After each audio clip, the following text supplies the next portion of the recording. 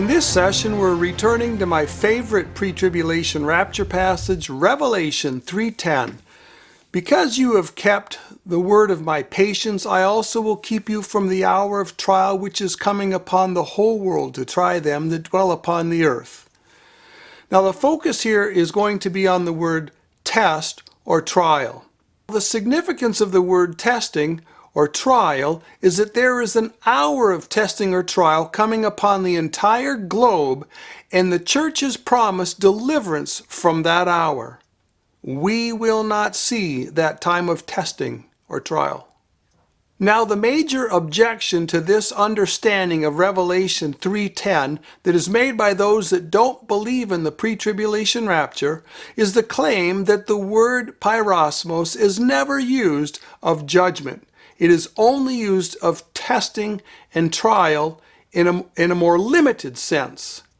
They insist that testing here can only refer to the testing of the Antichrist, his persecution, his coercion, his lies, his lying miracles, and his mark. On top of that, they insist that the church will be going through this time of tribulation. Now, we need to make some clarifications on their argument. Even if they are correct that Peirasmos means testing or trial in a more limited sense and never means judgment, they still face the fact that tereoek means keep from, not keep in, not keep through, and that we are going to be kept from the trial of the Antichrist. Now, the trial of the Antichrist begins with the first seal. That's the rise and reign of the Antichrist. This means that we are kept from the entire 70th week, and this means that the pre-tribulation rapture is true. They gain absolutely nothing with their claim that Peirasmos means testing or trial. This means their claim that Peirasmos only means testing or trial in a limited sense, and their deduction from that the church is going to be in the tribulation, is not technically a valid argument. It is simply throwing dust in the air and begging the question.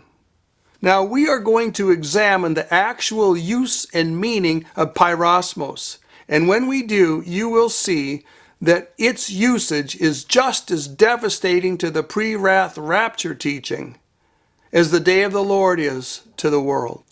First, I want to draw you to God's use of the word Peirasmos in 2 Peter 2:9. The context there is Lot's deliverance from the fiery judgment that fell on Sodom. We read there that the Lord knows how to deliver the godly from trial. Now, this is not talking about deliverance from temptation to sin, as some people gather from some translations.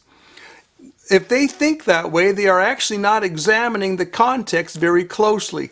The context is Lot's deliverance from the time of judgment. I would also point out that in verse 8 we read that Lot was a righteous man, and his righteous soul was vexed by the ungodly deeds of the ungodly folks around him. It can't really be a reference to the fact that he was being delivered from temptation to sin. It doesn't fit the context. And in verse 9 we read that the godly are delivered from the trial and the unrighteous are kept for punishment in the day of judgment. This is a parallel that implies that trial and judgment are synonyms. They refer to the same thing. And what was this judgment? This judgment was a fire that fell on Sodom and Gomorrah and burned those cities up to ashes along with 3 other cities in the plain. The bottom line is, God says Peirasmos can mean judgment. Judgment is severe as the fire that destroyed Sodom and Gomorrah. And if you disagree with God on this, guess who's wrong? The next point I want to bring up is the usage of Peirasmos by godly Jews. We read in the Septuagint in Deuteronomy 4:34 in a context that's talking about Israel's deliverance from Egypt. Did God ever in the past take a nation for himself out of the midst of another nation by trials, signs, wonders, war, a mighty hand, an outstretched arm, and great terrors, according to all that the Lord your God did for you in Egypt? This same thought is found in Deuteronomy 7:19 and in 29:2. And here we see that trials is equal to the visitations or the plagues that fell upon Egypt. Now, who is more likely to be correct in this situation on the meaning of Peirasmos? These godly Jews who knew both Hebrew and Greek, like the back of their hand, they spoke them both as their native tongue, or those who have a doctrinal bone to pick, or a doctrinal axe to grind. In conclusion, Peirasmos has a rather broad range. It covers every sense of testing, from testing someone's faithfulness to God testing the entire planet through the Antichrist to divide them into godly and ungodly, believer and unbeliever. And it is used of things that are just out and out judgment, like the fire that fell on Sodom and Gomorrah and the plagues that fell on Egypt.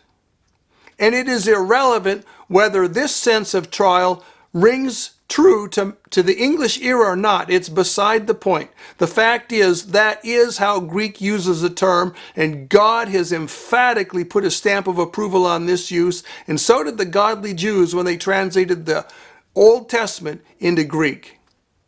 The fact is, the Antichrist is retributive judgment.